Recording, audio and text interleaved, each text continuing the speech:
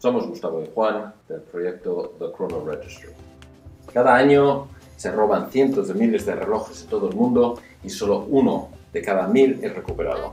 Además, la venta de falsificaciones produce unas pérdidas anuales de 28.000 millones de dólares a las marcas. Hasta ahora no existía una herramienta eficaz para luchar contra los robos y las falsificaciones de artículos de gran valor. Los registros actuales solo tratan con una marca o una zona geográfica. Nuestra solución es única y efectiva, ya que facilita al consumidor la habilidad de verificar en tiempo real y desde su smartphone si el reloj que está a punto de comprar es falso o auténtico, robado o legítimo. Nuestros ingresos provienen de las marcas y de los propietarios de relojes. Nuestro mercado objetivo se compone de los 60 millones de compradores anuales de relojes de lujo y de las principales marcas.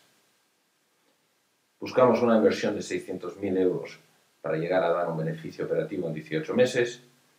Estimamos un retorno de 12 veces la inversión en el 5º año. Somos un equipo senior con presencia en España y en Suiza, donde ganamos recientemente un concurso de startups por mejor idea comercial. The Chrono Registry, la única solución eficaz en la lucha contra las falsificaciones y los robos de objetos de lujo.